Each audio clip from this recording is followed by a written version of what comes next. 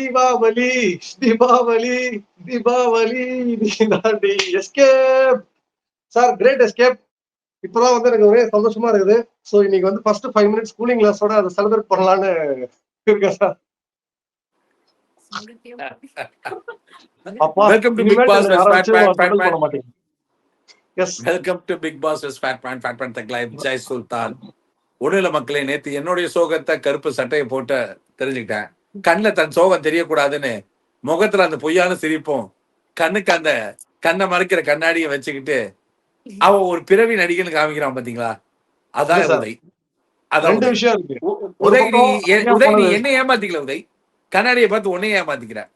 அப்படி இருக்கிற நீ நேத்து ஏன் அந்த ரிசார்ட் பக்கமே சுத்திட்டு இருந்த?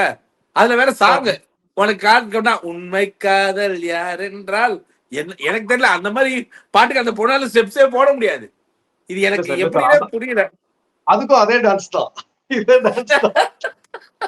பட் இல்ல சரி, சார், ஒரு anyways. பக்கம் வந்துட்டு ஆ ஓ ஏதோ ப்ராப்பர்ட்டியோட வந்திருக்கீங்க. இல்ல சார், டக்குனு இதை மட்டும் முடிச்சிடலாம். ஒரு பக்கம் வந்து ரம்யா எவிக்ட் ஆனது மன சந்தோஷத்தையும் மன நிம்மதியும் அழிச்சாலும், இன்னொரு பக்கம் வியானா எவிக்ட் ஆயிட்டாங்க. லைட்டா ஃபீலிங்ஸா தான் இருக்குது. இருந்தாலும் இட்ஸ் ஓகே. இந்த வாரம் வந்து எப்படி போச்சுன்னு சொல்லி கேட்போம். ஃபர்ஸ்ட் என்ன சார், நேத்து அதாவது 2 அக்யூஸ்ட விட்டுட்டு மத்த எல்லாரையும் வெளுத்திருக்காங்க. நேத்து ஏற்கனவே பேசியிருப்பீங்க. பட் எனக்கு அதை பார்த்தோன்னே ஷாக்கு. இன்னைக்கு காலைல வந்து பாக்குறேன், தப்பு பண்ணது கம்முதுன்னு பார்வதின்னு சொல்றாரு. அவங்கள விட்டுட்டு மத்த எல்லாம் அமித்த போட்டு அந்தனே அடிச்சிருக்காரு பாவம். ஏன்னா விஜய் சேதுபதி சார் எனக்காக விளையாடுறாரு, ஏன் 50,000 ரூபாய்க்காக விளையாடுறாரு. புரியுதா? ஓகே, அதை காப்பாத்திட்டாரு. சூப்பர். 50,000 ரூபாய் கிரேட் எஸ்கேப் ஆயிடுச்சு. ஊருக்கே தெரியும் இவங்க 2 பேரும் தான் ரோஸ் பண்ண போறாங்கன்னு. எனக்கு விஜய் சேதுபதி மேல எவ்வளவு கான்பிடன்ஸ் இருந்தா பெட்டு கட்டியிருப்பேன். இந்த வாரம் யார் இருவரை ரோஸ் பண்ணுவாங்க அப்படின்னு என்ன கான்பிடன்ஸ் இருந்ததுன்னா நான் வந்து இந்த பெட்டை கட்டியிருப்பேன். அதுவும் 50,000க்கு. சூப்பர். இதுவே ஒரு இதுதான். வாரம் வாரம் அவரை நம்பி பணம் கட்டலாம். சரி, ஓகே, கமிங் பேக். நம்ம அந்த ஷோல இன்னைக்கு நிறைய பேச வேண்டிய, நிறைய இன்ட்ரெஸ்டிங்கான அண்ட் புரிஞ்சுக்க வேண்டிய அண்ட் ஷோவை ஸ்மார்ட்டா அவங்க ஹேண்டில் பண்ற அந்த ஸ்ட்ராட்டஜிஸ் எல்லாத்தையுமே நம்ம டிஸ்கஸ் பண்ண வேண்டிய இடத்துல இருக்கோம். So before getting into the show, நீ நேற்று கேட்ட மாதிரி தான். அதாவது எப்படின்னா 2 பேரை விட்டுட்டு மிச்சவங்க பீப்புள் மேல கான்சென்ட்ரேட் பண்ணதுக்கான காரணமே என்னன்னா, இந்த 2 பீப்புள் தன்னிலை விளக்கம் கொடுத்தா மட்டும்தான் இந்த ஷோ. அதாவது இதை நான் நிறைய இடத்துல இன்னைக்கு ஒப்பிட்டு சொல்றேன். அதாவது சார் இன்னைக்கு வந்து இந்த வழக்காடும் மன்றம் இருக்குல்ல, அந்த மன்றத்தை பத்தி ஒண்ணு கேட்டார். எனக்கு அவர் பேசின போது இப்ப வந்து இன்னைக்கு நான் விஜய் சேதுபதி சாருக்கு ஒரு நண்பன் மாதிரி தான் பேச போறேன். அதாவது ஒரு ரிவ்யூவரா இருக்கிறத விட விஜய் சேதுபதி சார் ஒரு கதை சொல்லட்டுமா அப்படின்ற மாதிரி தான் அவர் நகர்த்தணும். ஏன்னா அவரு மக்களை மேக்கர்ஸ என்ன சொல்றாங்களோ அதுல வச்சு காயின் நகர்த்துறாரு மக்களை. அத வந்து நீங்களே போய் உங்க ஷோவை உட்கார்ந்து நீங்க பேசின கான்ட்ரடிக்ஷன்ஸ நீங்களே உட்கார்ந்து பாருங்க. நீங்க ஒரு இடத்துல என்ன சொல்றீங்கன்னா, உங்க தவறுகள் அத்தனையும் நாங்க பார்த்துட்டோம், உங்க தவறுகள் அத்தனையும் நாங்க பார்த்துட்டோம், எனக்கு உங்ககிட்ட எந்த விளக்கமும் இல்ல, எங்களுக்கு எல்லாம் தெரியும் அப்படின்றாங்க. இப்ப நீங்க கொண்டு வந்த கேஸ், ஒரு கேஸ போடணும். அந்த கேஸ்ல நீங்களே ஒரு கேஸ போடுங்கன்னு சொன்ன அந்த கேஸ அப்ரூவ் பண்ணது யாரு? எல்லா கேஸும் அப்ரூவ் பண்றது இல்ல. சோ அந்த கேஸ அப்ரூவ் பண்ணது பிக் பாஸ்.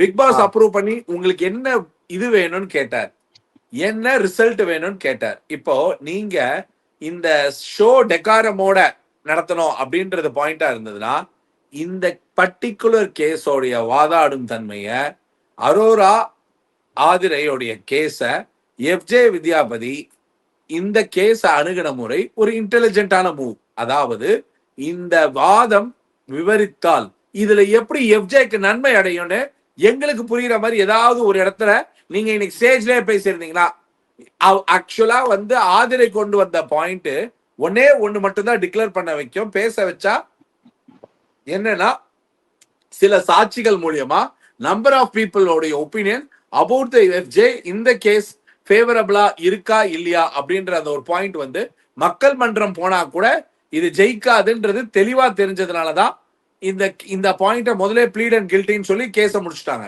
இப்போ எனக்கு எப்படின்னா, நீங்க எஃப்ஜேவை விமர்சன பொருள் ஆக்கணும் அப்படின்ற ஒரு பாயிண்ட்டுக்கு நீங்க இப்போ இந்த வீட்டுல யாரு அதாவது யார் என்ன பேசணும்னு முடிவு பண்றதுக்கு நீங்க யாருன்னு எஃப்ஜேவை ஒரு ஒரு சண்டையில பேக் ஆஃப் த டோன்ல கேக்குறீங்க.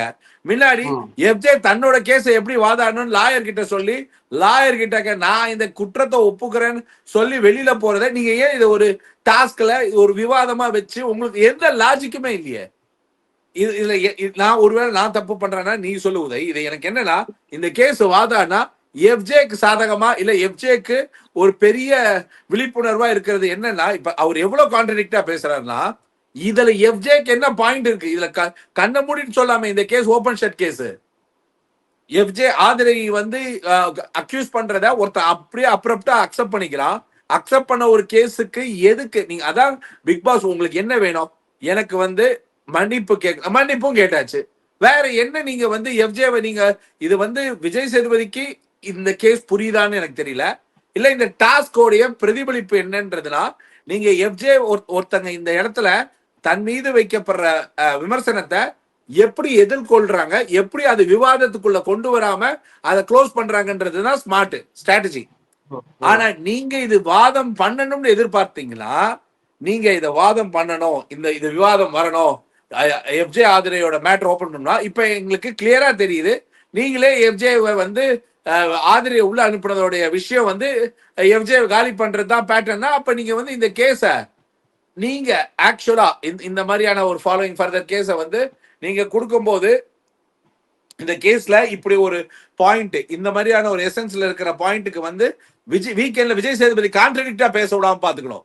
ஏன்னா அவர் எவ்வளவு கான்ட்ரடிக்டா பேசுறாருன்னா, அரோராவுக்கு வெளியில இருக்கிற துஷாரை பத்தி இல்லாததை பேசக்கூடாதுன்னு சொல்ற அவரு, ஆதிரை உங்களாலதான் திவாகர் வெளியில போனாருன்னு இல்லாத ஒருத்தரை பத்தி பேசுறது என்னங்க நியாயம்? அதை பத்தி ஒண்ணுமே கேட்க மாட்டேங்கிறாரு. வினோத்தை ஸ்ட்ரெயிட்டா அக்யூஸ் பண்றாங்களா வெளியில இருந்து ஷோவை பார்த்துட்டு வந்து உங்களாலதான் வந்து திவாகர் வெளியில போனாருன்னு. அப்ப அது லாஜிக்னா அரோராக்கு சொம்படிக்கிறது என்ன லாஜிக்? எனக்கு ஒண்ணும் புரியலையே. இல்ல சார், எனக்குமே அதான் பட்டுது. நீங்க சொன்ன அந்த எக்ஸாக்ட் பாயிண்ட் தான். ஏன்னா நம்ம அந்த பர்டிகுலர் எபிசோட் நடக்கும்போது நம்ம என்ன சொன்னோம்னா, அது ஒரு பிரில்லியன்ட் மூவா பார்த்தோம். ஏன்னா எல்லா கேஸும் வாதாடணும்னு இல்ல. அந்த கேஸோட ரிசல்ட்ட எதிரி வாயில இருந்தும் இவர் வர வச்சு இவரோட செயலையும் வர வச்சிட்டாரு.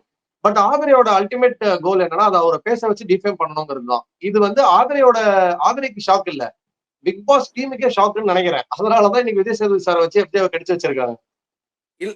ஏன்னா அவங்க இது எப்படி தெரியுமா, அந்த அஜித் சார் தான் நமக்கு யாரோ ஒருத்தங்களை சந்தோஷப்படுத்துறதுக்காக நம்ம வந்து சுத்தி இருக்கிற மத்தவங்களை அசிங்கப்படுத்துற கதை தான் இன்னைக்கு விஜய் சேதுபதி பண்ணது. அவருக்கு இந்த கேம்ல இந்த பர்டிகுலர் வீக்கெண்ட்ல அவரு ஒண்ணு சொல்ல ட்ரை பண்றாரு. இந்த வாதாடுறது கோர்ட் டெக்காரத்தை மெயின்டைன் பண்ணி சில பல வாத திறமைகளை நீங்க காமிச்சிருக்கலாமேன்னு.